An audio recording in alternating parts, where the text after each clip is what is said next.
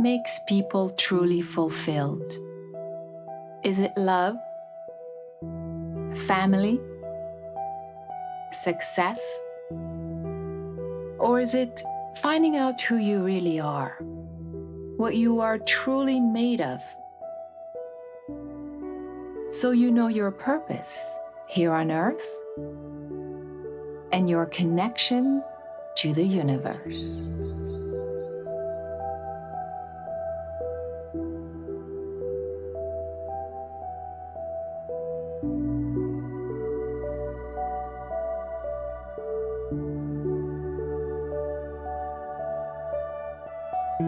We exist as physical beings in a physical reality, while our mind is in constant communication with unseen forces in unknown worlds. We are the visible part of a potentially infinite, invisible realm.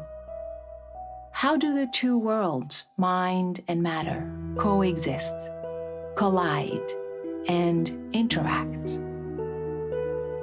Because the energy is all around us and energy is all connected to all different types of energy, you can communicate with all types of different things.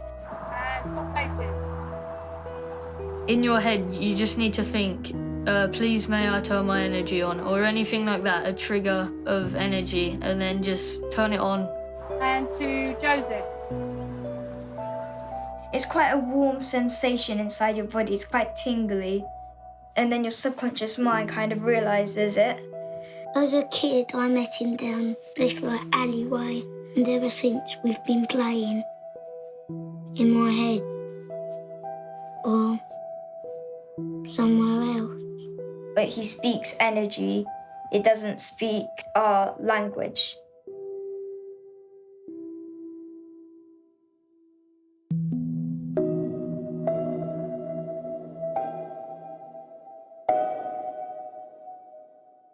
Like many children, when I was young, I was very, very sensitive. Even at the age of 5, I realized I could perceive the subtle energy. I would look at someone and I would see the energy around them. I could feel the emotions, what they were going through. I would put my hand up and I could hear their thoughts sometimes. That got me on a journey of discovery and research in the field of consciousness, how consciousness works in the physical world and how we can answer some of these questions. For example, when we sense the presence of someone, but there's no one there, what are we tapping into? What are we coming in contact with? How can we perceive an event before it happens or remotely at a distance? Is it possible to change the chemistry of your body or even your DNA? How is it that you can move a physical object without any contact with this physical object? Or use your consciousness to see without your physical eyes? The rain was tapping and the windows and the wind was banging. These are the phenomena that we're exploring here with a new scientific approach that could potentially explain it all. And it turns out that this field that we call parapsychology is not only widespread, but it is universal. I have about 100 articles published in journals, and each one of those usually reports between 1 to 5 or 6 experiments. So somewhere in the number of hundreds of experiments. In terms of people involved, a few thousand people, perhaps. So I've studied probably numbering in the hundreds of cases. I've captured, I don't know how many dozens or hundreds of what we call EVPs, of recordings of voices.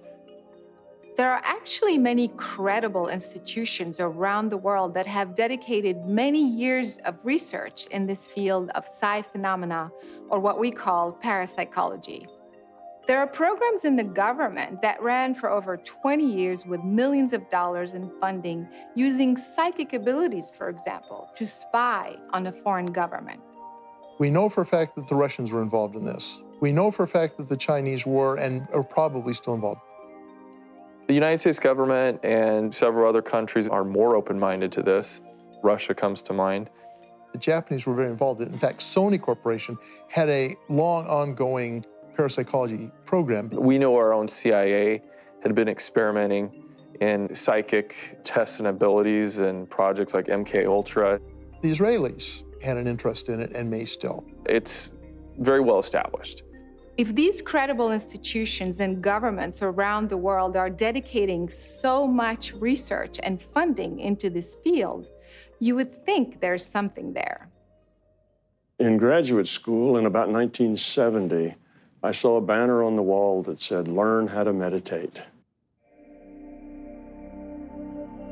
And I found out that I could debug the software I was writing in my nuclear physics studies in a meditation state much more accurately and quicker than I could if I were actually looking at the printouts. The lines that had errors in them were red. The others were black. And that kind of crashed my reality. Up until that time, like most physicists, I believed that if you couldn't measure it, then it didn't exist. So I would do experiments in that I could have one of these effects and then change a variable and then do it again and then change that variable a little more and do it again.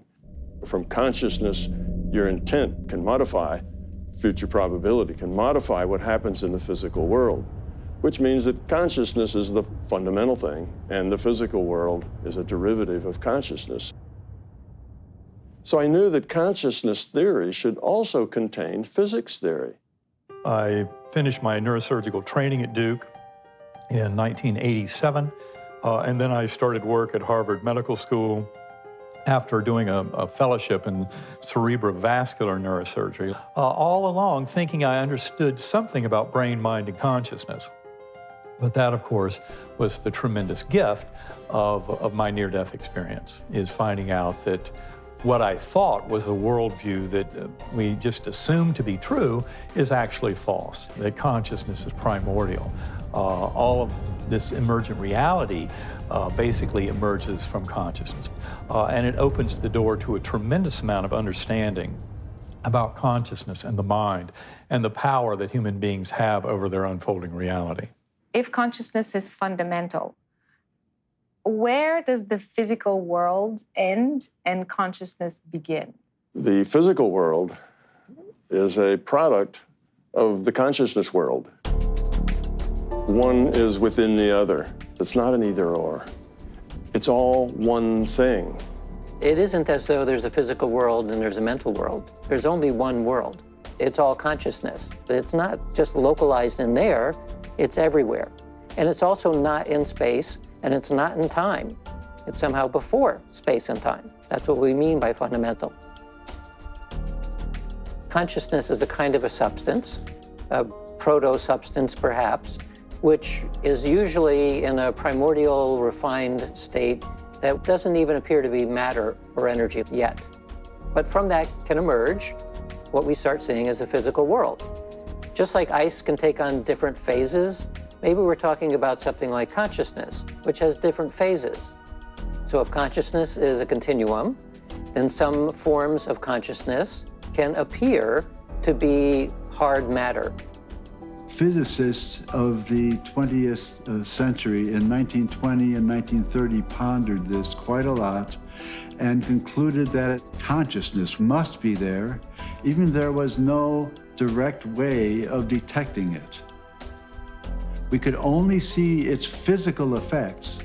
Consciousness as a whole can be described by the quantum attribute. It's just that the quantum attribute does not follow Newton's laws. It's not physical. It's an entirely different part of the description of matter in the universe. If the physical world exists within consciousness, how come we can see one and not the other?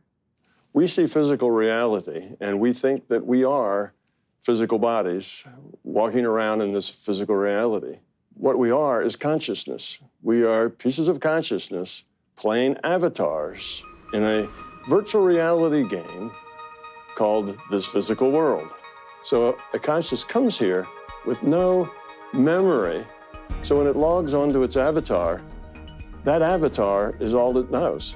So all of its experience is experienced with that avatar, with that fetus, with that newborn.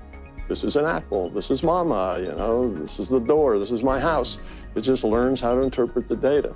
What's really happening is that the computer is sending this individuated unit of consciousness a data stream. That's how reality is created. I do believe we live in a virtual game, but I don't necessarily believe that we live in a simulation. Yes, I do. No. I don't know. I mean, I don't think simulation in the sense that it's like one giant video game. I don't necessarily believe we live in a computer that somebody else created. I feel like if that was the case, then there would be like technological glitches in the sky. When I think about simulations or the Matrix, I believe we do. We probably thought up this whole construct before we came here and decided, we're going to go in and we're going to play this game, and here are the rules, and we're going to go deep into it, and we're going to completely forget that we made this game. I think we are the ones that are running the show. I don't know who's running the show, but I can tell you at times I think it's a shit show. Complete shit show.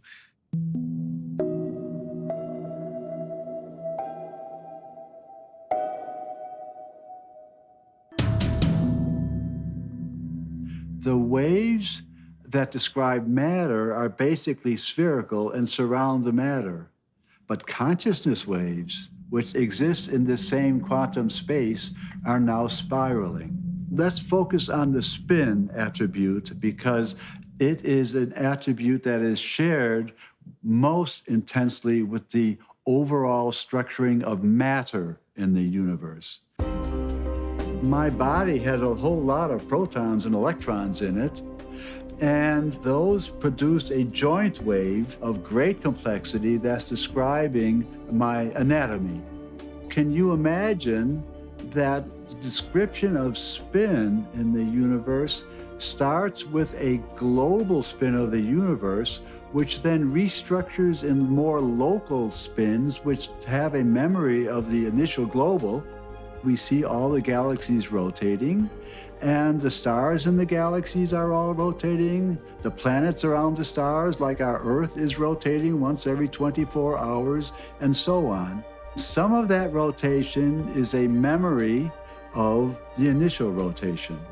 Therefore, the universe is imbued with this enormous description of rotation, from atomic matter scales to the global scales of galaxies and their clusterings and voids and the overall structuring of matter in our universe. Consciousness waves do share this attribute of spinning and rotating, and our minds can begin to interact with this. If the universe is based on spin and consciousness waves and can connect two minds, how would we demonstrate that in real life? I was at Fort Meade working as a Mideast analyst. What I didn't know is I lived next door to the operations officer and training officer for the remote viewing unit. They invited me over to their offices and sat me down and said, well, what we do here is collect intelligence against foreign threats using a parapsychology discipline called remote viewing. We essentially want to invite you to become a psychic spy. The U.S. intelligence community had been following what the Russians were up to and the Soviets and discovered they were pursuing parapsychology pursuits. And so the CIA was obligated to check this out. And at a certain point, they were having such good success that the CIA said, we ought to be using it against the Russians, you know? And at that point, then it went operational and they started collecting intelligence against the Russians using remote viewing, and the Chinese and a bunch of other people. A viewer who is well-trained and has a lot of experience produces information that is clearly remote viewing in origin, you know, it's clearly psychic, if you will, in origin, roughly 70% of the time. Because of the Soviet aggression, I have asked the United States Senate to defer further consideration of the SALT II treaty. In the 70s, when Jimmy Carter was president, they were trying to figure out how to base these missiles so that the Soviets couldn't take out our missile systems.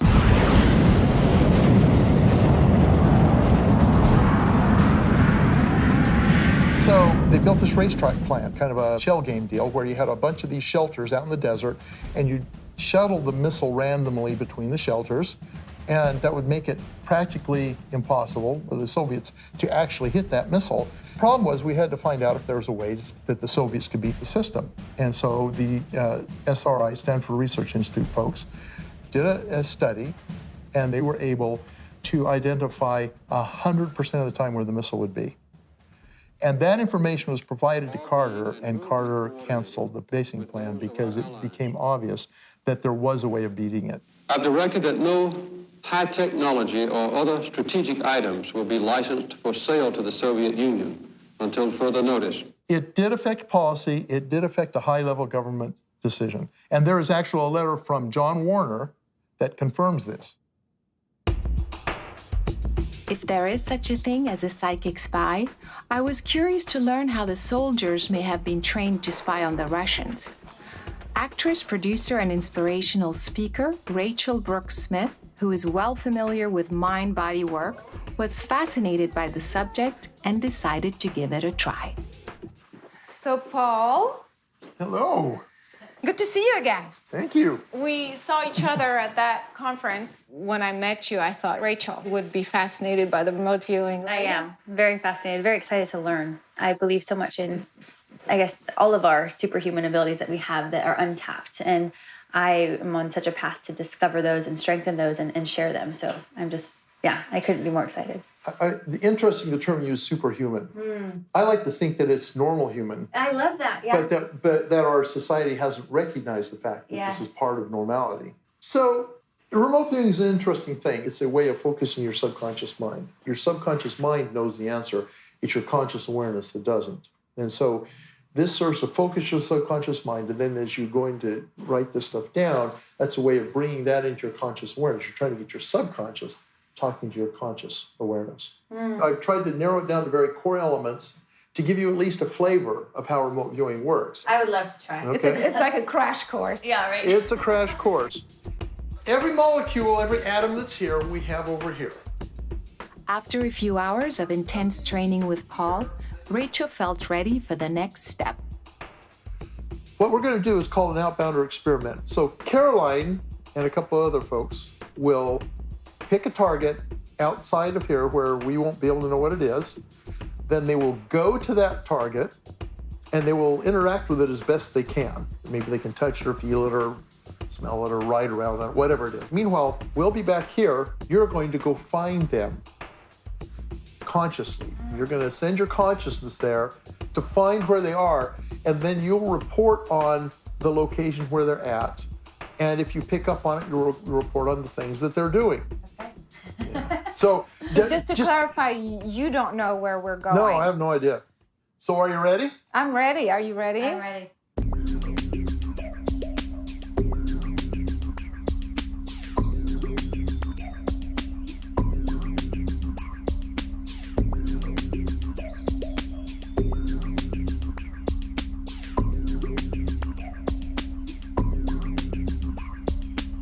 So Rachel, what you're going to do is you're going to direct your consciousness to the location where Caroline, Evan, and Dylan have gone, and you're going to attempt to perceive and describe the setting that they're in, the interesting things there are to see, generally the things there are to experience.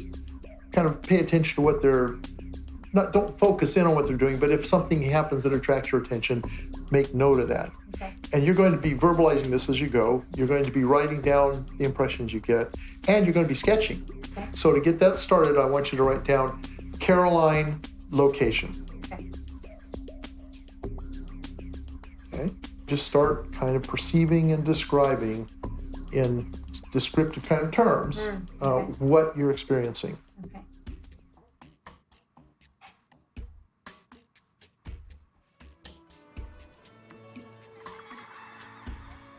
I see laughter. Okay, so you hear laughing sounds. I hear laughing sounds. Yeah, just put down laughing, that's fine. Okay. I also feel like I see black lines. Okay.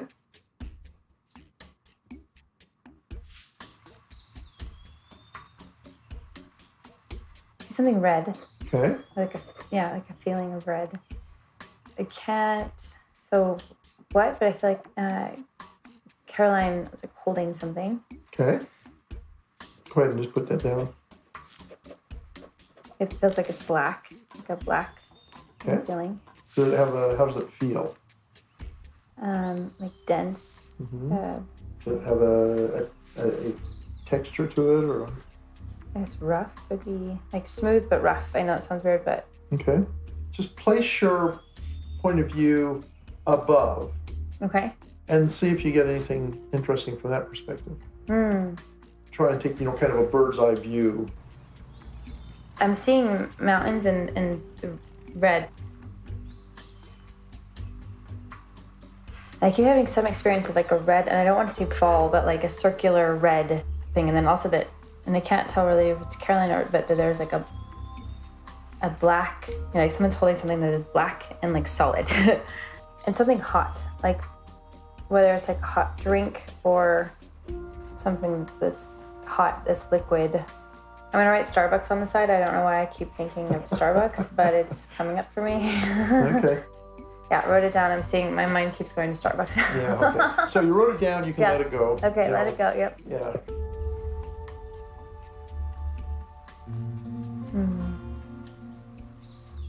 Doesn't feel like there's noise. Like it's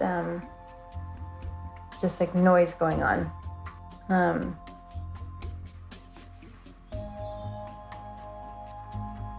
For some reason I'm seeing like chain light, like Christmas lights. Yeah, decorative lights, yeah. If the universe can connect two minds, I thought it would be interesting to try something different with this remote viewing experiment. I attempted to block Rachel's consciousness from viewing our location.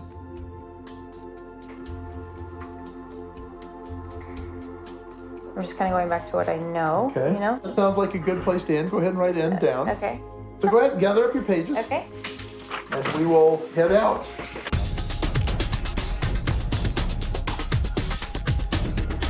Oh my gosh, this is blowing my mind. Like, this is insane. Lights, I wrote down lights.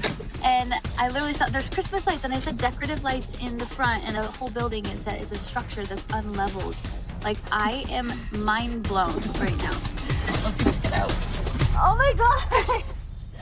Really, like, I can't believe it. Like, I literally can't believe it. So what happened? Well, first of all, one of the biggest things that I picked up on was decorative lights. Like, I literally wrote, like, Christmas lights, decorative lights, and... That's a Christmas tree. That's a Christmas tree.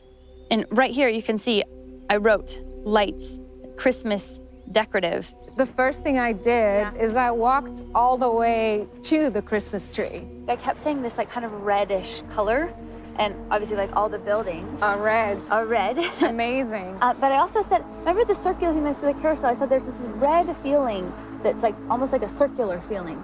That is that. So then I actually came this way. Okay. I was like kind of, holding on to this thing and looking up to the Christmas tree. I said gray and black bars. And then we saw this. We were just so curious, like what you were picking I up. had said as well, I talked about like noise and like kids' laughter and playing. I'm so mind blown. How did I get this right? So then what else did you do while you were here? So I came this way and I touched these bars like this. See, and I kept and I did this. And again, just the fact that I said Caroline holding black, dense, rough structures. And then later, like I even drew bars down here. Like I drew black bars and I kept feeling and sensing that. At one point, I came up with like Starbucks and I was like, nope, I'm gonna write that on the left side. Like I wanna get rid of that, And over here on the next page, you can see I wrote Starbucks. Was there a Starbucks involved? I don't know about. No way! Did you guys go to Starbucks? Yes. I should have warned you, don't take any side trips. She said, there's a hot liquid involved. And then that led to the Starbucks thing, and I'm thinking, oh crud, did they stop at Starbucks? I should have told them not to do that. Towards the end of the process, so say the last 5 minutes or so, did you feel like you're having any difference in your experience and your perceptions? Were they stronger? Were they weaker? All I know is that there was a specific point when I felt like that's it. Like there's no more, whereas for a long time it just kept coming up and coming up and coming up, and then there was definitely a certain point where I didn't have any more. You know what I mean? There was just no more.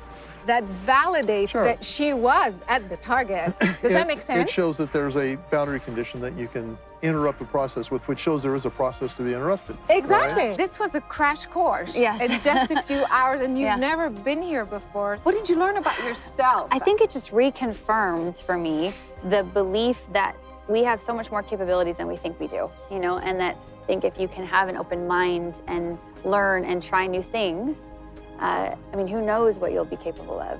Especially after this experience, if we could all live just in more curiosity, not trying so hard, but just being curious about life and about our abilities, I feel like we could achieve so much more, as well as just experience and enjoy life so much more. When the CIA declassified the program, they conveniently left out all of the assessments from the people who used our material. So it's almost like they didn't want people to know how successful it was. Two minds can be telepathically connected. There is a path of coherence with this spinning attribute of consciousness that's joining the two minds. These quantum waves describing the structure of my hand and this couch and your body and the tree on the other side of the room, all of these waves are standing, describing the physical structure of a body which will remain fixed in the universe according to Newton's laws for physical matter. Two physical particles can share properties at a distance through entanglement. Now, everyone is plugged into the same field. So if consciousness waves are spiraling, they carry the same pattern as the larger unified field. They become coherent. And through entanglement, the consciousness of one person could become entangled with that of another at a distance.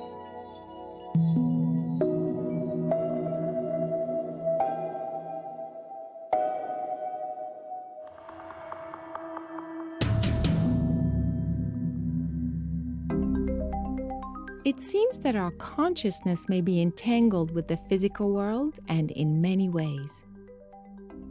If that is the case, then there must be physiological effects we could detect as a result of this interaction.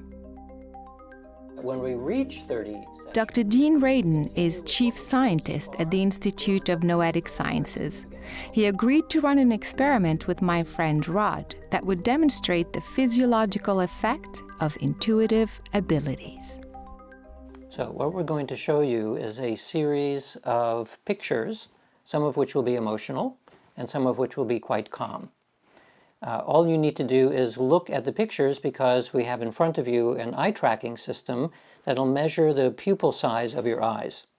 And the reason we use pupil size is because it reflects your emotional processing.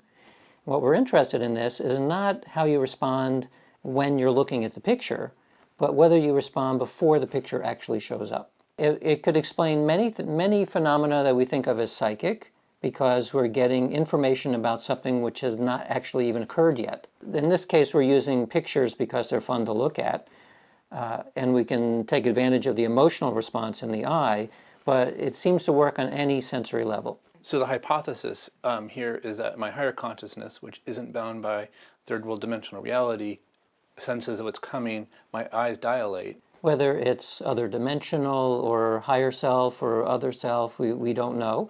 I prefer to think of it only at this point in terms of unconsciously what is happening, and then unconscious is reflected in physiology. Okay, so let's start it up, and it's going to go all by itself now, and we'll let you do it by yourself. Okay.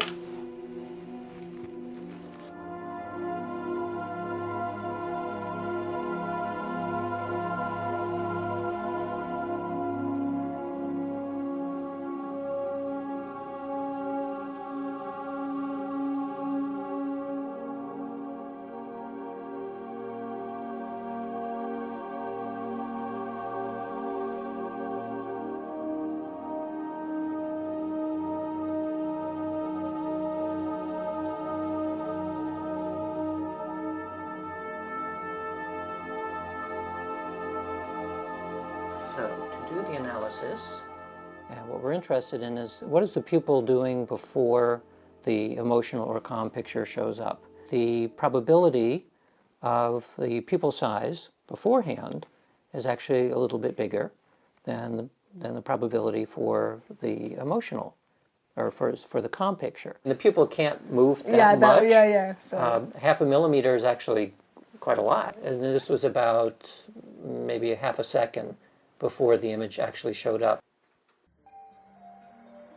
If we are able to measure the physiological effects of consciousness on the body, then we could also potentially influence a biological system, water, or even our own DNA. For the past 25 years, Dr. Glenn Ryan has pursued a career in DNA research, neuroscience, and quantum biology at prestigious institutions such as Harvard and Stanford medical schools. I thought that we should talk about pH because a lot of people understand that pH, higher pH in water, is better for health. And so I thought this experiment may be very useful. The body needs to be at a very central pH, around 7.2. And if it's too high or too low, we get into trouble. Can you explain how this instrument works? pH is a measure of the amount of hydrogen in the water. And there's a special probe that's sensitive to hydrogen, and then they convert it to electrical signal, and you get a number. On 5 separate occasions, I measured the pH over a course of an hour, and it doesn't change more than the very last segment. That's 1/100th of a unit, a pH unit. If you can change 1/10 of a unit, that would be a very profound change. So the idea is for me to affect the water and then either up or down, and then we will get an instant reading. We will see it in real time. I'll be right back. Okay, great. Let me see what I can do. My intent was to lower the pH in the water. I visualized that my mind was connected to the hydrogen molecules in the water and getting them to multiply. More hydrogen molecules means a lower pH.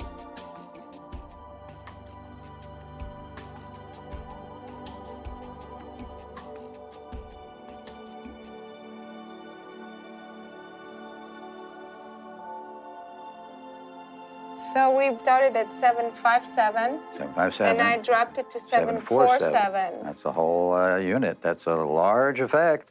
The fact that you can change this particular parameter, the acid-alkaline balance in water, implies that you could change it in the body. The body has this amazing intelligence. It knows what it needs. So the fact that you can create an environment with your consciousness and your thoughts and your intention that pH can change at all would allow the body to change the pH in the appropriate direction that it needs. The dogma is you can't change your body chemistry by thinking about it, but the implication is that the intention and the imagery that you use can be used to change your own internal pH. And yes, just let your body do what it knows is the optimal direction and magnitude for change. Let's do another experiment, which is different from the pH meter. I have a special device here. It's called a potentiostat. This allows me to take a measure of the conductivity of DNA itself. DNA is very sensitive to human consciousness. From my own previous research, the experiment to see is if you can influence the conductivity. Okay, first sample of DNA, and now we're going to do 3 controls in a row. Okay, I'm going to write control here. This is going to be... Control 1. Control 1. So what we're actually doing now is we're calculating the experimental error by looking at what happens to the DNA when there's no intervention. In this case, we're doing the 3 controls at 3 different times. Then we're going to do it a 4th time in a row, and except you're going to intervene. Okay. So we know what the variation will be, and the experimental error, as I was saying before, will be if there's no intervention. Okay.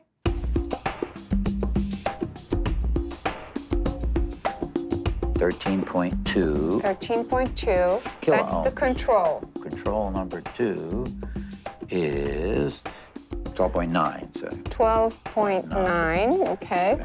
Control number 3. Yeah. 12.46, so the average is 12.9. 12.9 kiloohms. So if you now are able to, with your consciousness, resonate with this and either get it to go up or down, then we'll be able to measure it. My intent was to increase the electrical conductivity. So I visualized that my mind was producing an electrical current in the DNA at a very high speed. Okay, I think I did it. It felt like it responded very quickly. That's why I kind of stopped.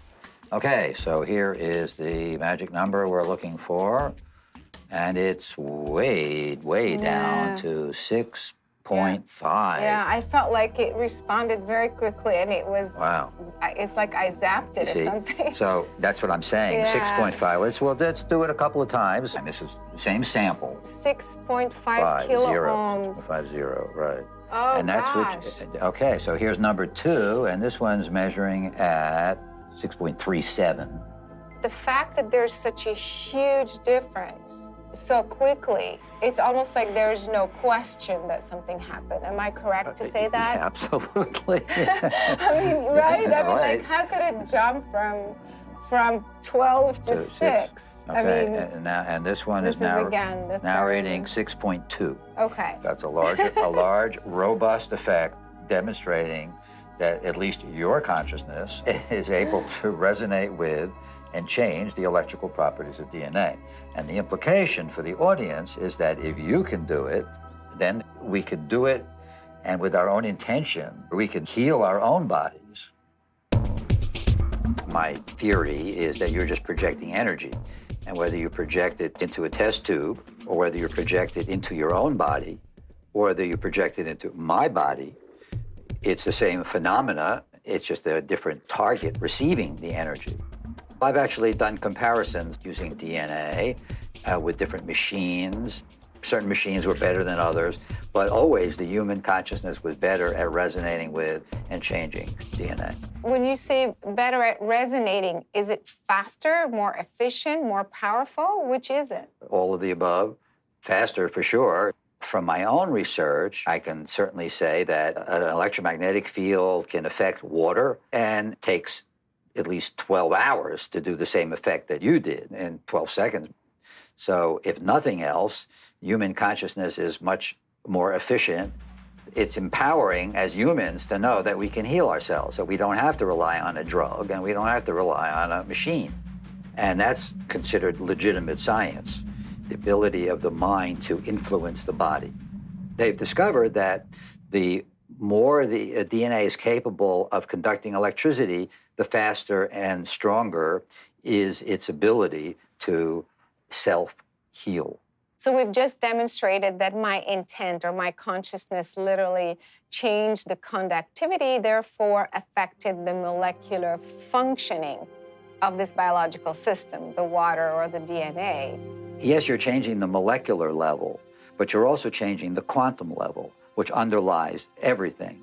And then you change the atomic level, then you change the molecular level, and then you change the structural level. So it doesn't matter whether our physical bodies are made of physical matter or electromagnetic energy or quantum energy, because with consciousness, which underlies all of those fundamental energies, you can change them all because it is at the heart and source of all these qualities which make up the human body.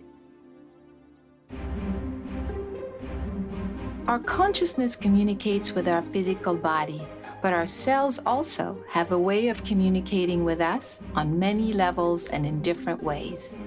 Dr. Jim Jimzewski, a fellow of the Royal Science Society and distinguished biochemistry professor at UCLA, shared with us his revolutionary work in the field of sonocytology, which detects the vibrations coming out of the human cells.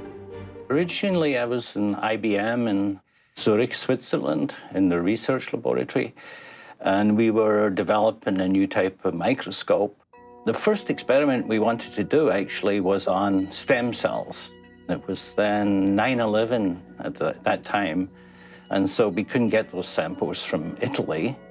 And so my graduate students suggested we look at something else, and we decided we'd look at yeast, because yeast is, very simple to work on. And that's when, using this technique called atomic force microscopy, it's basically like a little finger that can feel things, we started to notice a fairly high-frequency vibration.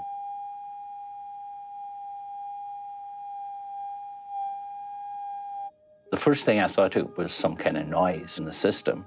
So we kept doing different experiments and established it was a real effect of the live yeast cell. The technology we use employs a thing called a cantilever. It's like a small flat lever. And at the end of that lever, there's a tiny tip. And when we bring that tip in contact with a yeast cell, the tiniest motion, even on the level of subatomic motion, is picked up by the cantilever. We use a laser beam, we shine it off the end of the cantilever, and that amplifies this tiny motion so that we can record it. Let's just, for the sake of argument's sake, we take one cell. Inside a human cell, there will be a lot of mechanical processes going on, transporting nutrients, moving things around. There will be motion of the DNA. All of these things can occur essentially at different rates. So the end result is complicated motion on a very small scale. You mentioned that the healthy cell has a continuous harmonious sound, but then the diseased cell has an erratic sound.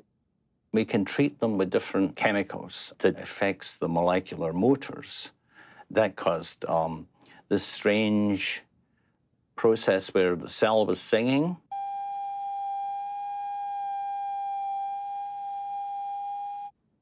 And then it started to get, a bit interrupted.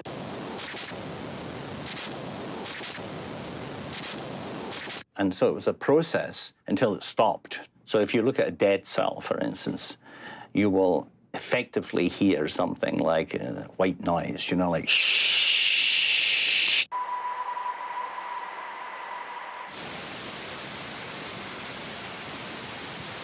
The cells communicate through that effect. And in fact, the fact that I'm speaking at the moment, there's a bunch of cells in my throat, right, resonating, communicating with you. Since the cell has its own cell vibration and resonance, the organ has its own vibration, the entire body then has its own vibration. Is it possible that we are actually an entire instrument, an organism that is resonating, and therefore that's how we are perhaps affecting each other? I definitely believe that we are able to influence ourselves, influence our others. A fascinating observation comes from our own planet, the solar system, and the universe, which also emits sounds similar to the sounds of the cells inside our own human body.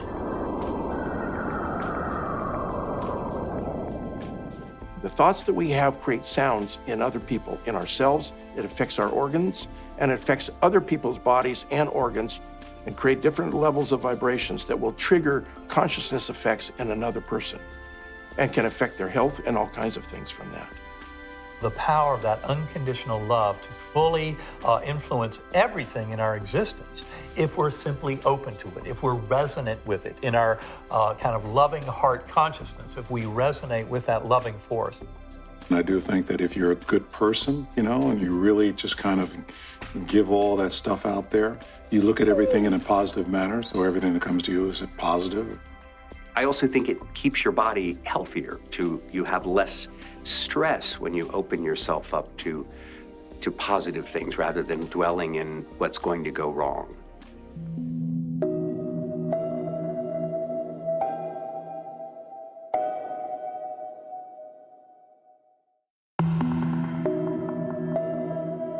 We know our intent, our thoughts, our emotions affect how we feel. But have you considered that what you say may also have a direct and measurable influence on your body? A relatively new field of medical science analyzes your vocal imprint to identify toxins and pathogens in the blood and help diagnose many illnesses. Don Estes has developed a new approach to this vocal technology that demonstrates not only the frequency imprint, but the patterns that are present in your voice. Karina Smirnoff's world is all about music and sound. She's a world-renowned professional dancer and choreographer. She was particularly intrigued by the impact sound vibrations can have on her body and her overall well-being. Well, I've always been busy working and creating my career, and I always wanted kids. There was never a point in my life that I didn't want kids, but it's also difficult because if I have a child, then I have to take time out of my work and out of my career.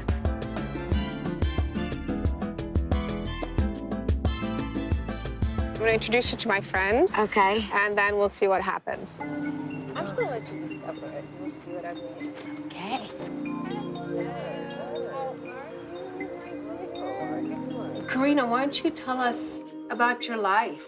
Well, my schedule is really, really busy. I travel the world internationally constantly. I do 14 to 16-hour days.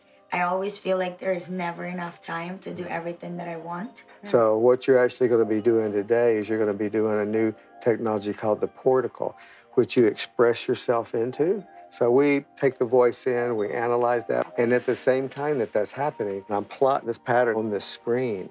Most people use this technology as an intention machine, an intention manifestation machine. I want to speak my intentions into it, and I want that to come true. So we'll have you put that on and flip it around that way. Perfect. Can you talk about something that's really, really bothering you right now? At this point, the only thing I'm missing is having my own kids, having a family. I feel like I'm running out of time to have a child where my parents can also get to enjoy their grandchild, where I'm not a mom who gets, to pick up her child from kindergarten. They start thinking, is that your grandma? Okay, so Dawn can show you how these are real patterns that are inside yourself. Yeah, well, the first thing I noticed about this is all of her outward radiance has kind of gone away. We see more again of these oval shapes that are vertical ovals, which means there's a lot of focus on the potential more so than the imaginary. So on this horizontal plane, you got a lot of energy tied around time. So, Karina, when you look at this pattern, how do you feel? It's busy without structure. Chaos. Maybe. So, why don't you switch to something you really, really love? Something that's working in your life that you want more of. I do what I love. I get to travel the world. I love traveling. I get to experience different countries, cultures. So I love that, and I enjoy that tremendously. And I'm also doing a lot of things with the kids. I have a big kids program that is taking off really, really fast. This is like having a dream come true. In terms of work and where it's going, I couldn't be more grateful and happier. Great. All right. So now we see a lot of harmony going on in there. We've got a lot of circles outside of the center there. That really brings your energy out into the environment. And it's going to have a tremendous effect on people. Well, it's a responsibility to self as well as to other people, to be able to stay in the right state of mind, to stay positive. What's your favorite color? I've always loved yellow because I find that it's happy, it's a ray of sunlight, it's warm, it's life-bringing. It's yellow. Yellow's happy. Great. Right. And tell us about your least favorite colors. My least favorite is dark burgundy, like that dull, not even dark, like dull burgundy. I find it stale and flat and old. This is interesting. When she was saying yellow, I saw more You yellow. saw more yellow here. And then when she was saying burgundy, there was more burgundy. So if I want to feel happy, I should wear more yellow? She doesn't even have to wear yellow. She could say or think yellow. That's true. That's what we were talking about earlier, is what you say is what reality is. And that's the hardest thing for people to really get. Well, thank you very much. This was incredible. It was very eye-opening, and I learned a lot. I believe the experience today not only enhanced, but it kind of proved that we create our reality. So if there's something that we want, we need to project it out there, we need to manifest it, we need to at least give ourselves the platform to create it. There is something more to a human being other than just a physical being. It's kind of like a fingerprint. It's like each one of us has a individual everything. We have an individual fingerprint, we have a voice print, we have brain frequencies and heartbeats. Your heart shows how you're feeling about things. Your brain shows how you're thinking about things. But your voice does that immediately. When you say it into the real world, you make it real. And if you say it enough, it will become real.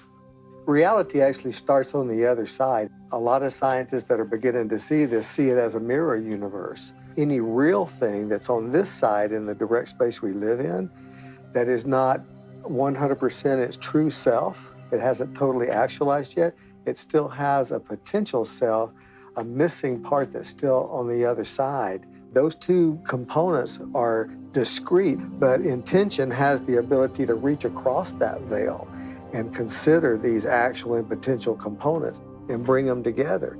And as soon as it brings them together, a little string shows up over here on this side. You have these automata as the most primary basic level of reality that when added together by intention, they become strings, which become primary particles, which become atoms, which become molecules. The molecules come together and make up cells. The cells come together and make up tissues. The tissues make up organs. The organs make up superorganisms like humans, stars, star systems and galaxies and that sort of thing.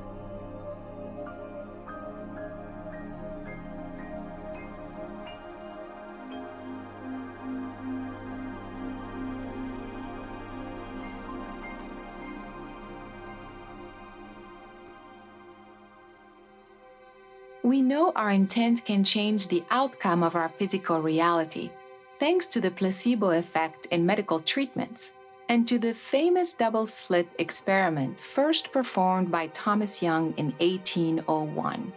This experiment demonstrates that a particle, which should travel in a straight line according to the laws of physics, creates instead a diffraction pattern.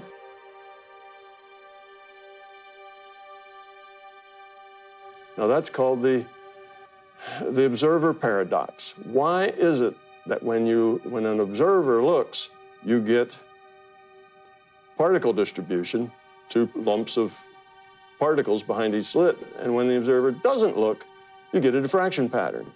The particle doesn't exist, you see, until some player gets that information of the particle being there in their data stream.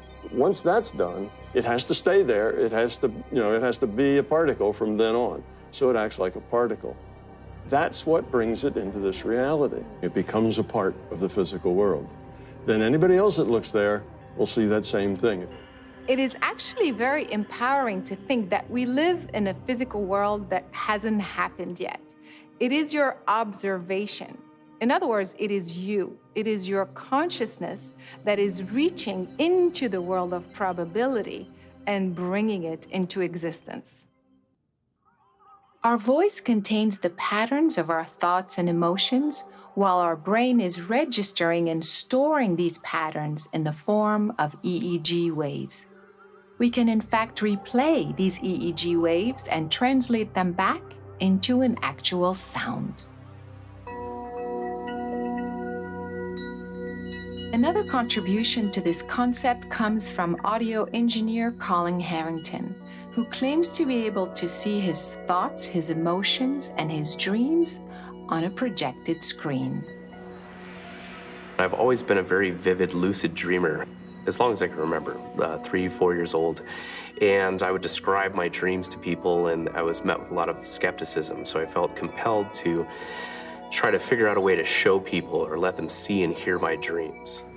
When I got into computer sound and composition, a lot of my master's was focused on various different EEG projects and interactive multimedia and things like synesthesia and changing color into sound and sound into colors. Color is a frequency, light is a frequency, brainwaves are a frequency, all of the sound that you hear is a frequency. Those correlations and blending those with diverting them into other sensory inputs are making the internal external and the intangible tangible. There's a whole field called cymatics that turns vibrations into the patterns, and you can see the wave interference patterns that are very elaborate and striking and beautiful. Using sometimes different types of technologies like this can help you retrain your brain. You see the results of how your mind works.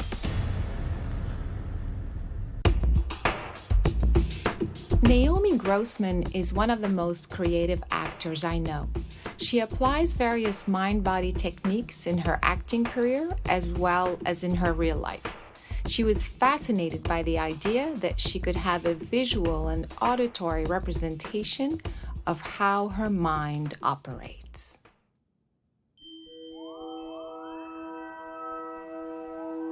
It's a one-to-one real-time response. So as your mind is evolving and changing based on your mood and your alertness, it will generate music in real time. And I can run that into pretty much any instrument that I want. So we'll be able to hear a representation of your feelings. Oh God, I'm scared. There's a little bit of saline solution on this. Okay. It's nothing strange. It's used as a conductor. Oh, I like this look. It's definitely a little futuristic. Yeah. So this will be a little bit better of an example if you wanted to stress yourself out. Go for the stress.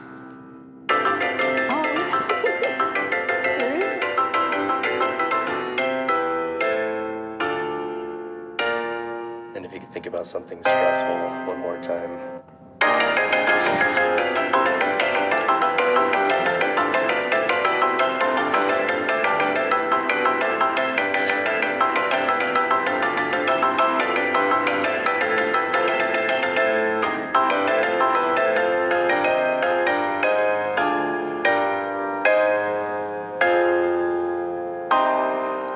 So I think we can see an incredible range. Being in the world of acting, being able to turn it on like that is really impressive, because I've run this, various iterations of this software on hundreds of people, but I've never seen someone be able to turn it on and turn it off, by going to there, wherever there is.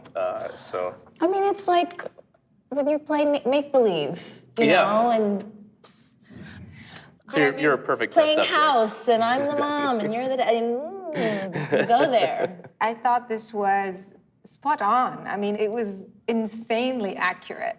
Could you show us a little bit of the visualizer? In other words, as opposed to hearing, is it possible to see the thoughts and emotions? Sure. What I have this mapped to is blue would be a more calm, and a red would be a more angry. And then we're going to have purple right here in the middle. So we can see if you can change the colors. Can you give it a try? Okay.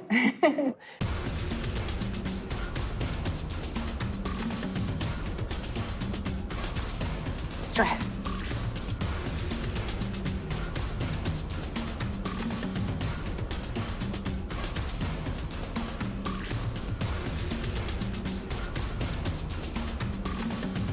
And go ahead and try to calm down and reach a state of peace.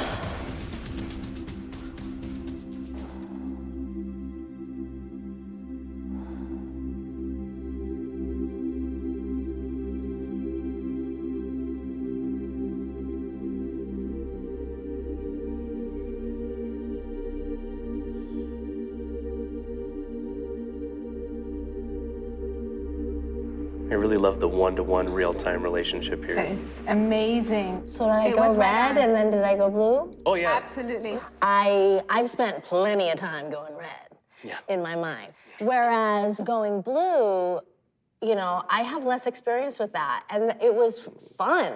I enjoyed like going to Jamaica and like feeling the sun on my skin. It can be a conscious decision with training. You obviously have a certain aptitude for turning yourself calm or turning yourself angry that most other people may not have right off the bat. But it's something that you can learn even if you don't have that kind of focus. You can train yourself. Now what we'd like to do is train the computer to recognize an image. Let's try with a positive image. Let's try something with a positive. This is the image that we're going to be using. We can teach the computer how you react to a certain image. I included this blank white slide in there to be nothingness unless you're recalling a specific pattern. So let's try to recall that image. Put yourself on stage.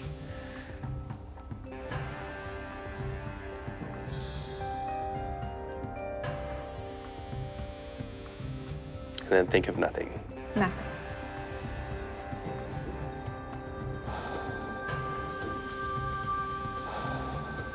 Put yourself back on that stage and feel the way that you felt when you were there.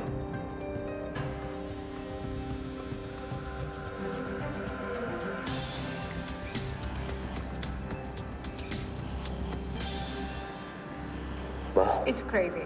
It reminds me of that expression, when it rains, it pours. It's no wonder that, like, when things are going well, they go really, really well, or vice versa. Like, those times when I booked 2 national commercials and got a boyfriend all in 1 week. It's like, well, yeah, I'm putting something out there. I'm fixating on the positive. Mm-hmm. And it just goes to show, like, we need to flood our brains with positive images. It was so interesting, I mean, we have so much power. We have the power to affect change in our lives, so why not choose the positive, since we have a choice? Yeah. Did this help you kind of see how your mind can go either way in a split second? Yes. And how your brain is registering? It's like, when in doubt, if you get the choice, which, because we have the choice, go to Jamaica. Our thoughts and emotions can be perceived as sound and images. Sound can be turned into an image, as in the biological sonar that is used by several kinds of animals, whereby the animal emits a sound that resonates and echoes back a visual description of the environment that they're in. In plant life, studies have shown that trees emit a frequency, and this is how trees can communicate with other trees about incoming predators or weather patterns. How could there be oneness with animal life, plant life, and the earth itself without a mechanism that allows you to maintain this oneness? If plants and animals can communicate through seemingly invisible frequencies, is it possible that humans could also be doing the same? We are surrounded by this invisible pool of energies and waves. We know electromagnetic waves, sound waves exist, but we don't see them. So the idea is, how much of these waves can we actually detect on this side of the veil?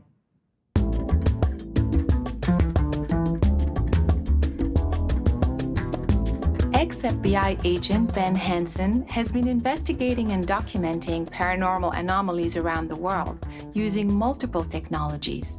He volunteered to demonstrate these technologies to us, so I decided to bring a friend along.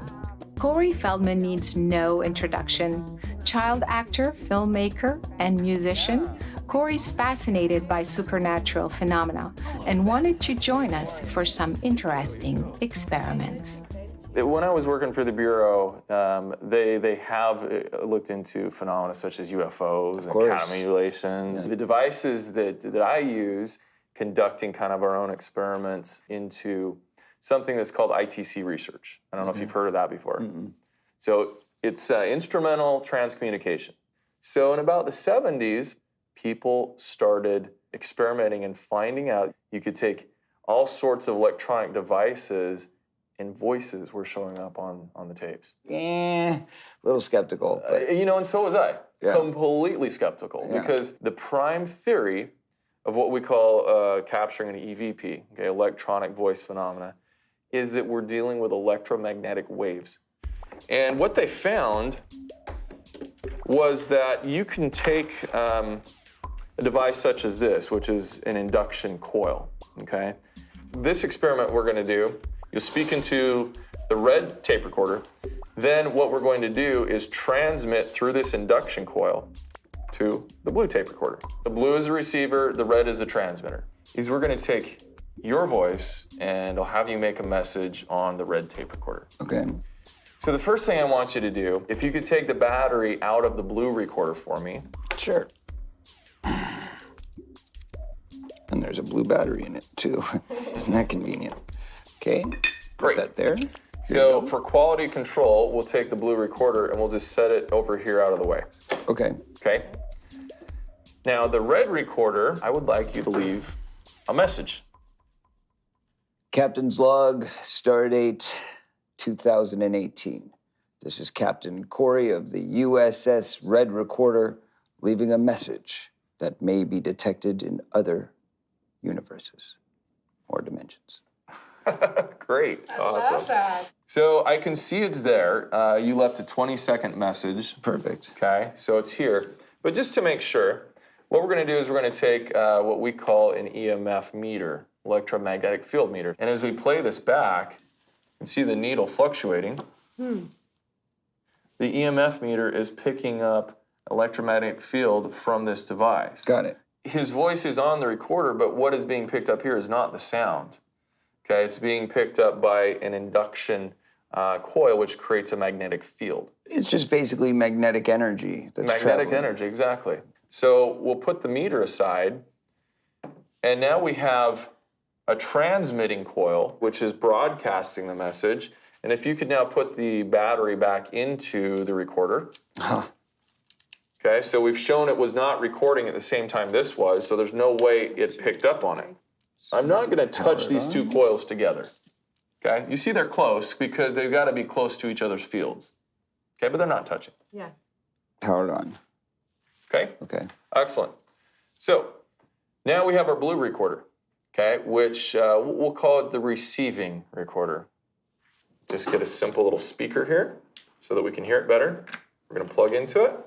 Fingers crossed. Let's see if your message is now on the captured recorder.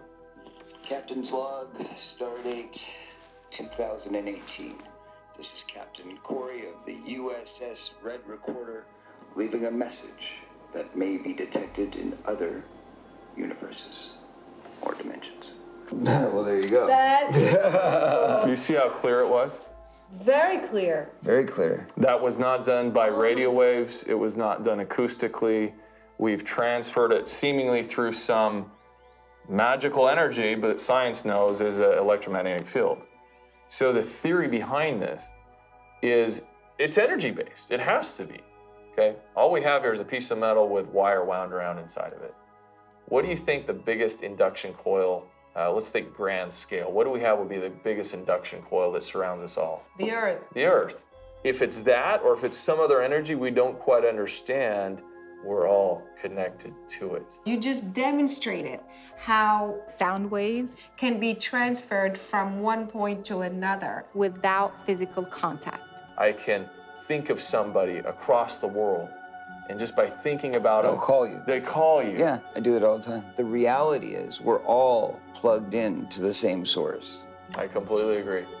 We can take this whole concept of imprinting your residual onto a physical object, okay, visually, and in a special camera that I have.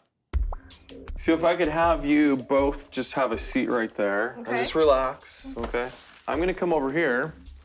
Okay. And I have a specialty camera here. The average human puts out about the same amount of heat energy as a 100-watt light bulb. Okay, so that's what you're doing right now, both of you just sitting there. Energy, as we know in the law of thermodynamics, it can be transferred from one thing to another, right? And heat being an energy, a wave in a sense, You guys are emanating that now, okay? And you're interacting with everything you come in contact with.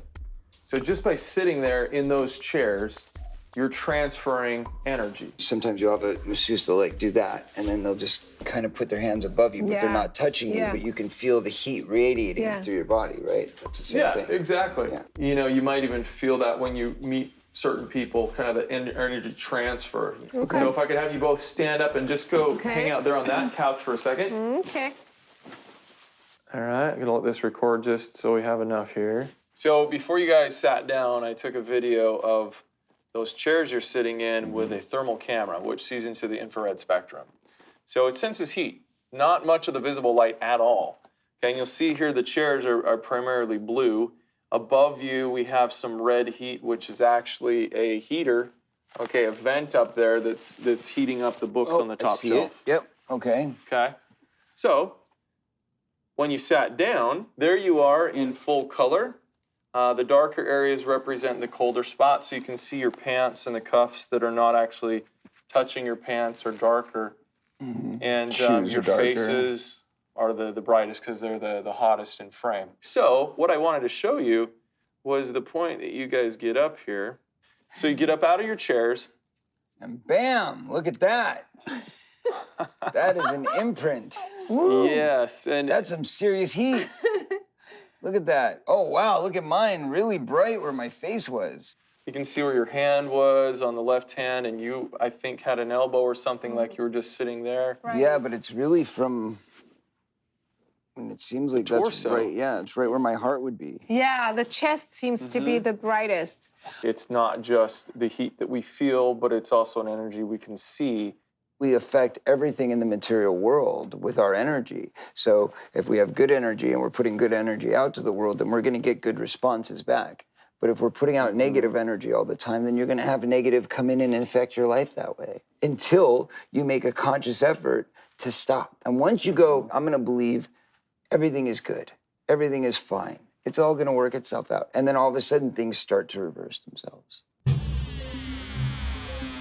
I will never tell somebody with 100% certainty what I captured on this tape recorder or on this video is a ghost, an alien. I don't know that. I don't believe in ghosts, mind you, I never did. But there have been things that have happened where it makes you question it. All we know is it's unexplained. And it's something that we can't see, but it's being perceived. And somehow technology is capturing it. Obviously, I believe that there is much beyond this reality. I mean, I have many variations on that. So if we're talking about the spiritual realm, or if we're talking about the interdimensional realm, or, you know, there's a lot of different kind of understandings of what that means. We probably occupy the same physical space. So if we do, but we don't see each other or all the time, what would you call that? And a dimension is just kind of like the only word that comes to mind. So multiple dimensions, yes, I think it's very possible. The fact that people said, oh, well, this is God, I believe is just a limited capability of understanding at that time. What they saw in miracles and things that happened before them were unexplainable in any other way other than saying, that's God. Outside of the physical, I believe that there is an energy out there. I do believe there's a bigger force at play. Something's happening that's bigger than us. Beyond the body, once we leave our meat puppet behind, we go back to our actual true existence. At times I get frustrated that I can't see it, even though I have like these beady Canadian close-set eyes that I would hope that are like laser beams to be able to see these things. I can't, and it really frustrates me. You know, it's like you pull the goggles off the virtual reality and you're home again. And when you're brought back, you maybe choose what you want to be. Our reality, in essence, could be different to different people, although I do think there is one truth. The problem is that science has not caught up to be able to explain the rules by which it operates.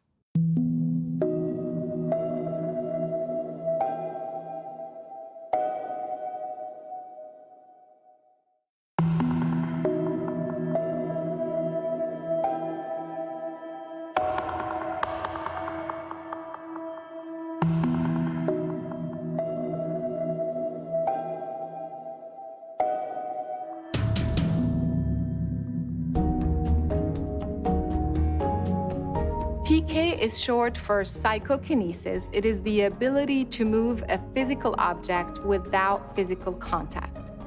I've been working with PK for the past couple of years with very interesting results. It is your intent that is interacting with the physical object that is getting it to respond. But the minute you let go of the result is when you get the result.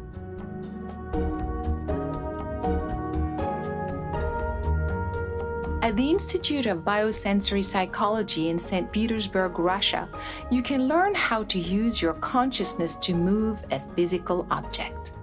A graduate from this institute is UC Berkeley's quantum physicist, Dr. George Weissman, who has been able to demonstrate these effects repeatedly and over the past several years. Well, it's just a freely suspended object, and it's inside a glass cylinder so that it's isolated from the heat, from drafts, and so on. If you leave it alone, it doesn't move at all. What we do is to basically focus on it and make it turn. So from the ordinary physics perspective, this is impossible. It's not there's consciousness and there's objects. Objects and space and time all are manifestations within consciousness. It's a kind of unification. Matter, so-called particles, are more like information carriers. Particles are not things. Even once you've seen it, it's not an actual existing particle, but then it can be thought of in a way. It is described by this wave function, which is just a probability function.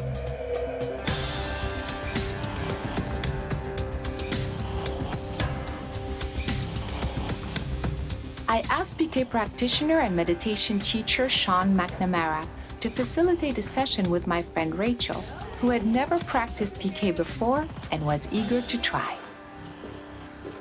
Sean, I'm so excited about this. I mentioned Rachel to you. I can't tell you how excited I am. I cannot wait to learn. Yeah. It sounds like you have a lot of confidence already. Like some part of you already believes that it's possible. Is that true? Oh, I do. I have been studying and so passionate about the power of thought and intention. I mean, ever since I was 14, went through a really difficult time in my life. I saw a movie that changed my life, and I had this very life-changing experience where I was like, that's what I want to do. I want to perform, I want to act, I want to inspire people just like that film did for me. Through focusing on that, intending it, writing it down, having vision boards, seeing it, watching it every day, seeing myself do it every day. I ended up playing the lead in the sequel to that same film 6 years later, something that everybody told me was impossible. Where you place your awareness is where energy goes. That's basically all we're doing here with this psychokinesis experiment.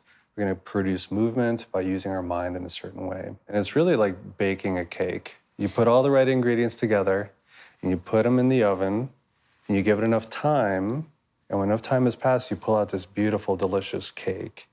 And no calories involved. Yes.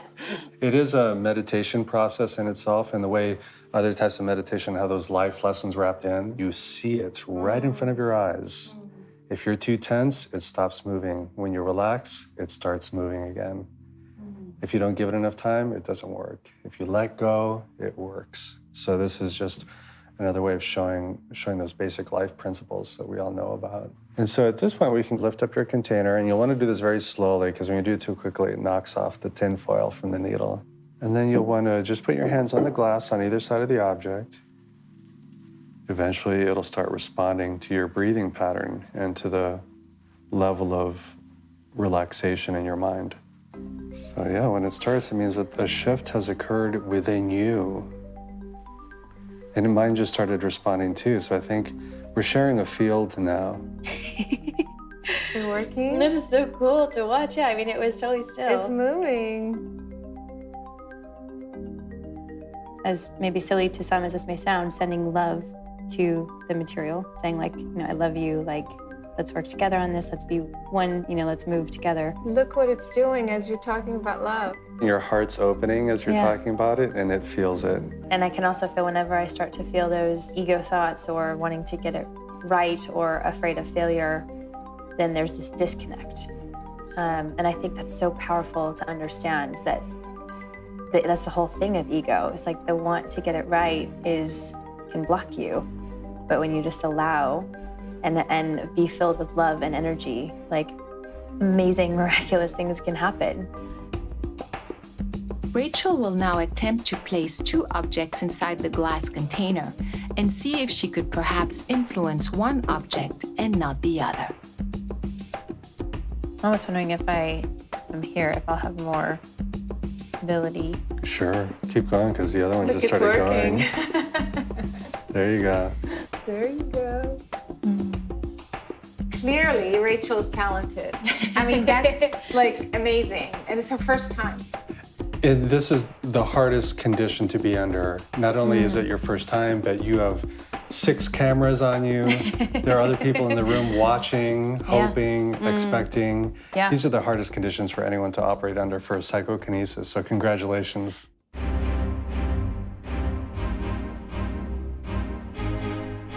Did you have fun? Oh my gosh, it's so much fun. After even just those 2 experiments, you know, I learned so much about myself. If you practice these things, like, you literally feel like a superhuman version of yourself. Superhuman. That's the title of the film, yeah. The photons that are bouncing off of the object are going in through my eyes, the rods and cones, are producing an electrical signal that goes to the back of my brain, which reconstructs an image. So what I'm really looking at when I look at the piece of paper or tin foil or toothpick, whatever it is I'm moving, I'm looking at my own mind. If we were truly separate from each other, there's no way we'd be able to do PK because of the inherent separateness. But if we can dissolve that sense that we're separate from everything and increase the sense that we're already one, then that makes PK possible. Of course it's possible, because when I'm moving an object, I'm moving my own mind.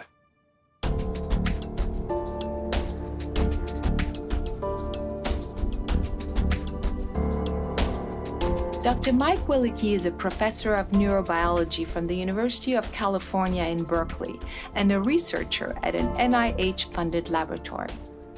His interest in PK began after a profoundly transformative Zen meditation experience, which led him to alter entirely his model of reality. This is completely sealed from any electric. I started working with Mike in 2017, and I was most impressed by the scientific rigor he brings to the field, and also how far we were able to stretch the boundaries and possibilities of this methodology. And the model that I think is probably more truthful is a model that actually a famous physicist, John Wheeler, developed, which he calls the participative universe. Instead of having a camera or the eye and then a display in this linear sort of causal relationship, the universe is actually this self-excitatory loop where there's no separation between the observer and the observed, but because they form this continuous interactive feedback. And so this is why I started to believe in the possibility of PK as a scientist, because the object is truly not outside of you. But it's so, if, for example, if I want to move my finger is connected to my consciousness through neural pathways in the body and to my brain. So when I want to move it, it's a part of me and I can move it.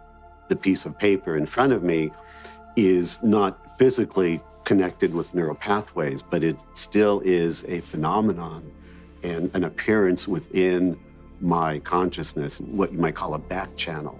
If you think about it, the brain and actually all the cells in our body are phenomenon occurring within this bigger consciousness.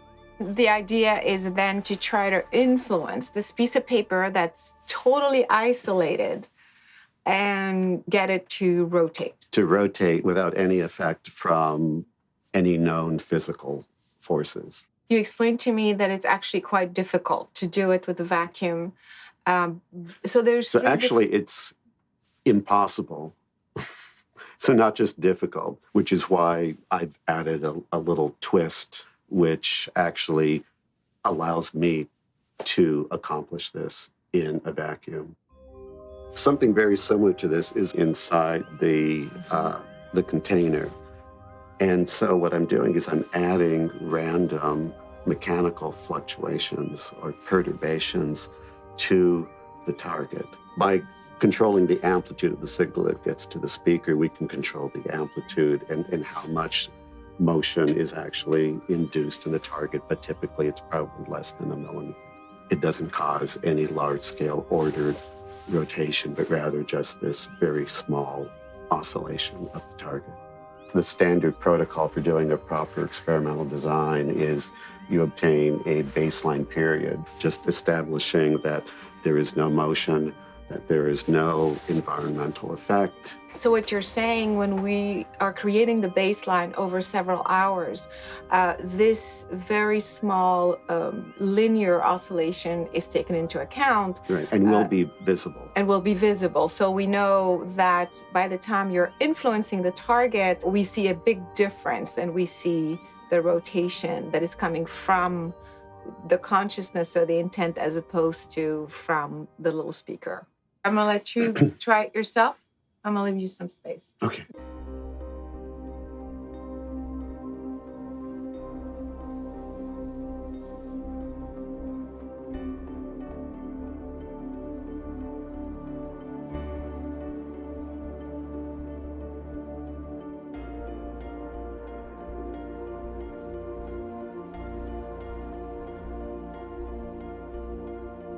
So Mike, how did it go? What happened? If you can see, here's the baseline, and it shows that the target is randomly moving back and forth, maybe like a degree or so from peak to peak. And then at this point here, you see a larger rotation. It's not something that I am willing with my mind and saying, move or, do this like a command, but rather it's much more of a feeling of connectedness. It is becoming clear that mind and matter are entangled, and the separation between objects and consciousness is nothing but an illusion. If that is the case, then I should be able to influence the same physical object in close proximity, or perhaps 1,000 miles away across 2 states. Well, let's find out. Hey, Mike, how's it going? Hi, nice to see you again. Yeah, you too. Have you been practicing? Yes, I'm looking forward to another session tonight. How long have you been running the device before I came on? So I have about an hour baseline, and then we'll do your session, which is typically you run about an hour or so, and then I continue after you're done running a continued baseline afterwards. Okay, awesome. I'm ready whenever you are. Okay, good. Okay, here we go.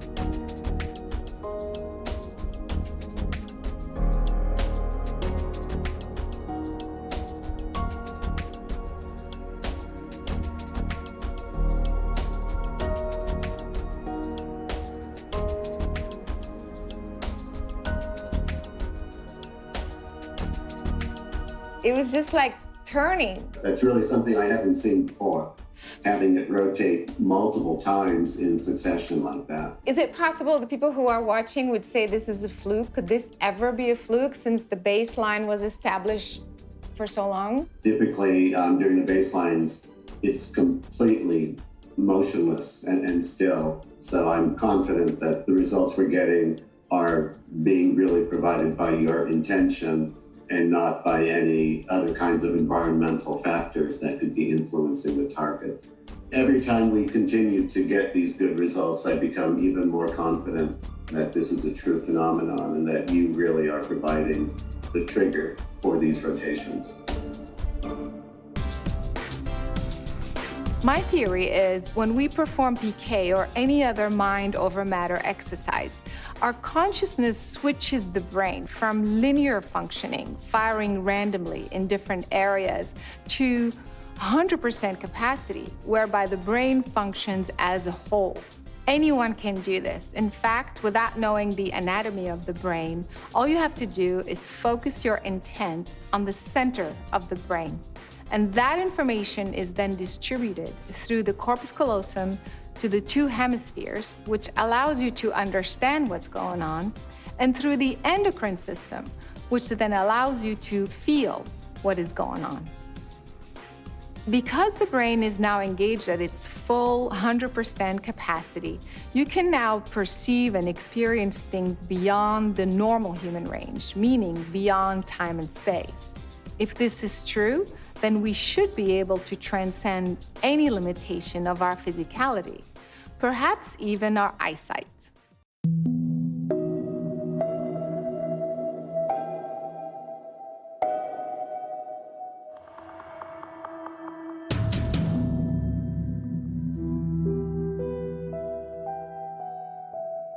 Our first stop is in the UK, where we encounter children who are using blindfolds to access their superhuman abilities. We're gonna play some games. Put your blindfolds on for me, please. Ready? Justin, tell me what's on this card. Teacup. And now tell me what's on this card. Tiger. Isabella, what is the shape and color of this stone? Kind of like a circle, and it's not really, it's kind of like see-through. Here's yet another example of how consciousness can interact with the physical world beyond what science claims to be possible. When we work with the blindfold, it's so that we can encourage the children to use the vision that they have with their higher consciousness. Evie, tell me the shape and color of the stone. It's red and kind of a circle. Yes. Evie, tell me what I'm holding in my hand. A wooden spoon. We expand their consciousness beyond that they believe or understand that they can, take them out into universal energies. Okay, now let's go search for that beautiful inner light of yours. I can see it. Fantastic. Bring the light out into the area around you, your light field. Good boy. Well done. I can see it. And then they can work with the higher consciousness, seeing, because they have the potential to see from every cell in their body. Now, you're going to read a line each. The other dragons were purple with smooth, shiny scales, but Marmaduke was faded orange with sticky out scales. Excellent, good girl. It's like witnessing a miracle. It's really, it's just beautiful to watch. George was enjoying a quiet evening in the Heavenly Hippos Wildlife Park. Suddenly, he spotted a group of animals creeping past. The first time I actually saw it for myself, when I come to do my training, the only word I can think of is emotional. It was very emotional. Pitter-patter. The rain was tapping, and the windows and the wind was banging. When my son started to read and I saw him reading. Our day out is ruined. They kind of shine. It's just amazing. No mouse would put a paw out in that weather. Needless to say, I wanted to know what it felt like to experience the physical world through these blindfolds. Totally dark. Yes. Wow.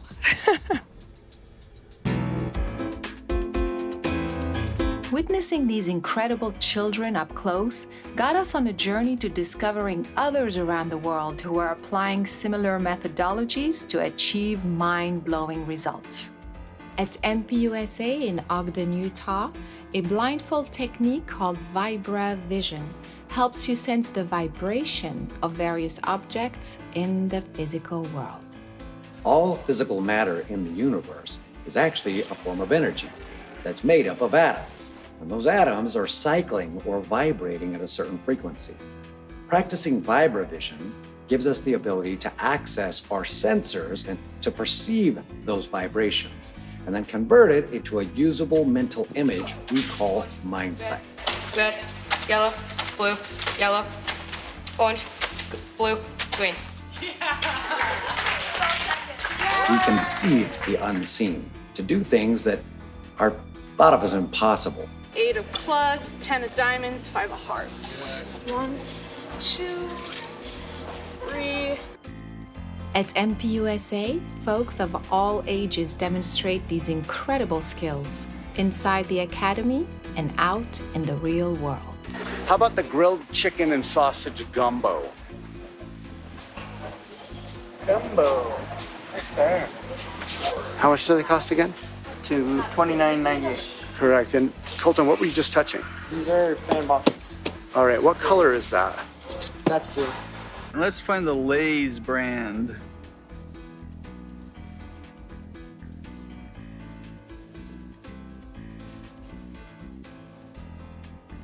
Old Spice body wash. Very good. From Utah, we make our way to Stuttgart, Germany. There, children are using a different approach to the methodology and display skills with impeccable accuracy. In the beginning, it felt a bit weird when I was able to see without my eyes, but after a while, you get used to it.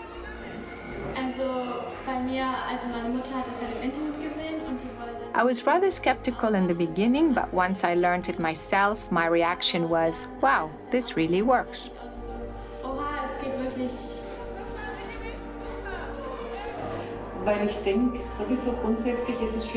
I believe much more is possible than we know. Human beings have a lot more skills that they could develop. I also have a granddaughter who learned this skill and bops around with the mask here today. I'm amazed how well it works.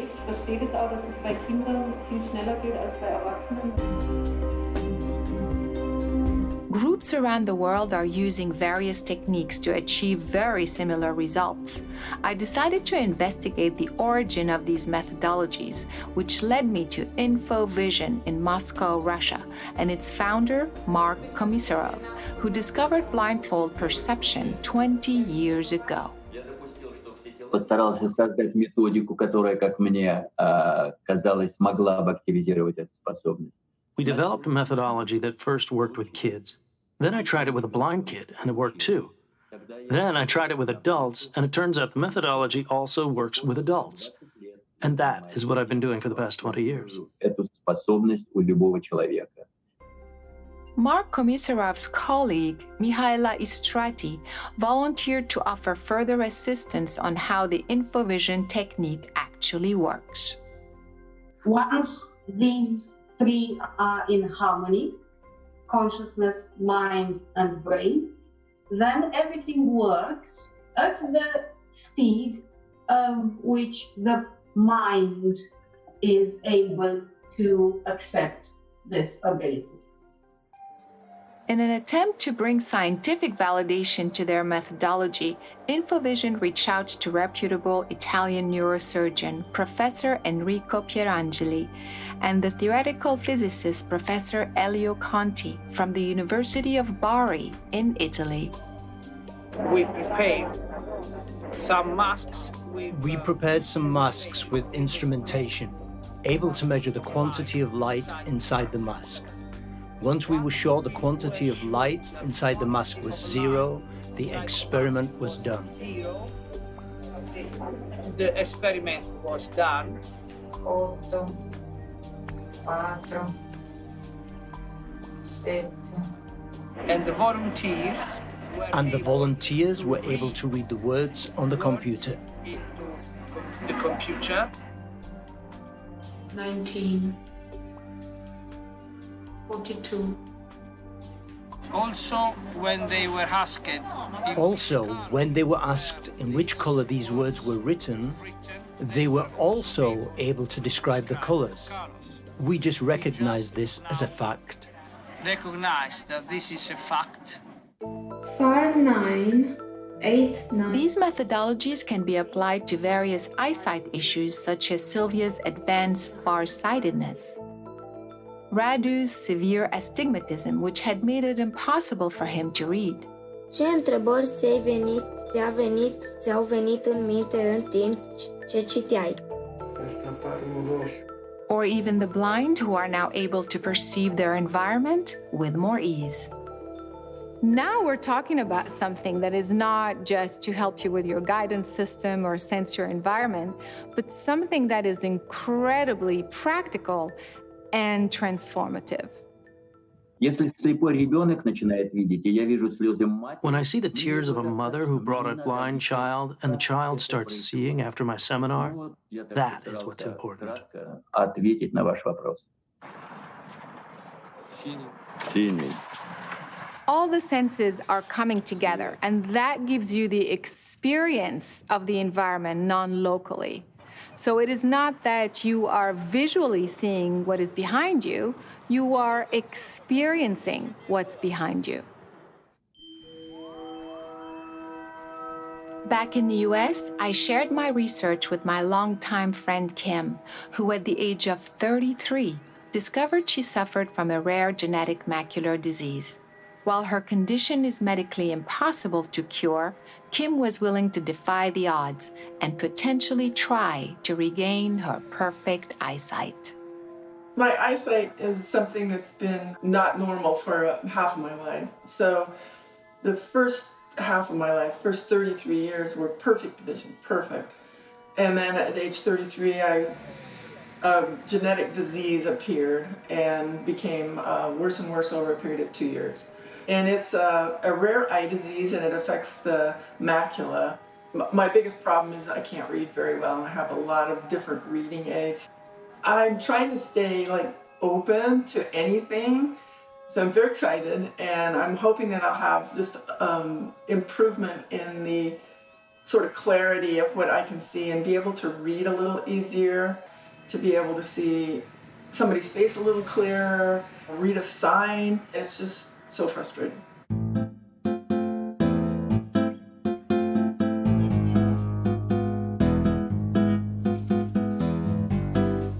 One of the things we did that was really mind-blowing was to wear a mask that completely blacked out all light. There you go. I'd like you to look around the mask in the darkness for the beginning. And sooner or later, you will start to see some little lights here and there. You sit there for a while, and then all of a sudden you start seeing things. All right, now I have a white dot. I started to see the whole, it was as if I was seeing the whole universe, all of the stars, all of the constellations. You could actually see the stars blinking, you could see meteors. Because I can still see the stars again. It was very cool. It's like you were, and so you could just sit there for a while and just enjoy the show. And then we started to use colored pieces of paper to determine if I could see colors. Yeah, so let's do like this. This is green. See if there's any difference in the colors. Here says purple, the opposite color. Mm-hmm. Here is red. Well, I couldn't see 100% of the colors. Some of the darker colors were harder to see. I could see colors. I just have to wait, and then it shows up, which is kind of the point of the whole thing. You don't need your eyes. It's your awareness or your consciousness that actually is doing the perception. And it actually feeds to your visual system so you can then see it. So your consciousness sees it before your eyes see it, not the other way around. Everything's your attitude, which is your perspective, the way you go into things. It's just keep that attitude. I can do this, anybody can do this.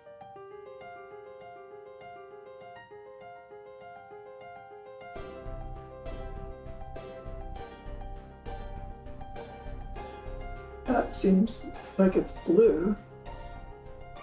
It is blue. Let's start with the mask. And I'd like you to set your focus as a periscope on the papers that I want you to see. Green. Excellent. Excellent. Looks like pinky red, magenta, whatever. Pinkish Yeah, red. red. Excellent. Excellent. I got yellow. Yellow it is. Oh. Well done. Pink. Marvelous. It is pink. Oh, wow. My instructor would show me letters. She'd hold up little kids' letters, and they'd be in a color, and they're all capital letters. And I could actually see those. So, and that wasn't right here in front of me. It was, she's in Romania, so it's many, many miles away. I have a T. Amazing, Kim. That's what it is. Well done. Woo-hoo. Normally, if I pick up something to read, I'd get my magnifying glass and I'd assume this position. And this is really hard on my neck. It hurts, and I've had some neck problems from constantly doing the same pattern. But now I just pick it up, I look at it, and I just wait, and then I start reading. Okay, so now it's getting really easy. I used to take notes and just write as if like I used to write, and thinking I was writing well, but I wasn't. And so now what I'm doing is taking my time and seeing what I'm writing and making sure that each letter has a space around it, and so that I can now go back and read it, whereas before I couldn't see anything because the letters were on top of each other. Okay, this says, let's try this now. I am going to write in different sizes. So now I'm just deciding to pay attention, take my time, and now I can read what I write. Huge. The idea that seeing is not believing, that seeing doesn't have anything to do with it. It's more like you can perceive everything, the visible, the invisible, whatever. You perceive it with your consciousness and your awareness. It's not seeing is believing. In fact, it's probably the opposite because your brain plays tricks on you through your vision and other things. So I think this is a huge concept that's applicable to everything. The blindfolds are an incredible tool that remind us that we don't actually see with our eyes, we see with our brain. But it is your consciousness that is reprogramming and directing your brain to perceive what you want to perceive and experience what you want to experience. This is what this is about, mind over matter. If the current scientific laws of physical reality were accurate and complete, then they shouldn't be broken, ever. And yet these laws are being broken every day, repeatedly, by hundreds of people around the world. The bottom line is this: no matter what you believe in, if you believe we live in a matrix in someone else's simulation, or if you believe in God or Buddha, or if you're an atheist and there's nothing beyond this physical world, the most powerful technology in the universe is consciousness. If your consciousness can change the chemistry of your body, if your consciousness can allow you to see perfectly without the use of your eyes, if your consciousness can allow you to move a physical object without physical contact, if you can influence an electrical device, an electronic device, or a computer nearby or at a distance, well, then who's more powerful, you or the physical world? Consciousness evolves by lowering its entropy. It does that by making choices. And by those choices, the individuated units of consciousness can evolve, if they make good choices, toward caring, toward love, toward consideration, or they can make poor choices and de-evolve toward fear, self-centeredness. It's all about me. We live in a world where freedom and free will are part of the design. And within that, there's choices that can be made, and those choices have impact throughout the entire quantum field, all great distances from our thoughts and how that bounces off and echoes out of the matrix and how that bounces back and influences us. So there's a dialogue going on with that. So we sort of come to this world, and I guess in our materialistic sense, we want to forget about vibrations and things like that. We just want to think of matter and stuff. What part of your life has been the most significant? And I'll bet it's not the stuff. It's not the car, it's not the house you live in. It's there, and it's important. Yeah, you need your car to get around and so on. But what's really important in your life are your relationships, the caring, the love, the significance of connecting with other people. What am I doing here? I know I have to pass on my this, and I have to give my kids this, and I have to, it's all of this stuff. Love, I think, is the main reason we're here. For me, knowing that that's it allows me to look at every day and I'm in love with life. The purpose of the universe is for life to emerge and thrive. We believe that these principles are universe-wide. The purpose in so many ways of existence is to know thyself.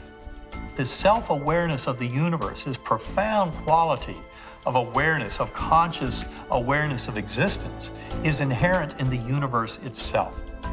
Exploring your superhuman abilities allows you to discover your own potential, the mechanics of your consciousness. In other words, understand who you really are. As you think, as you feel, as you make choices, you contribute to the expansion of humanity as a whole.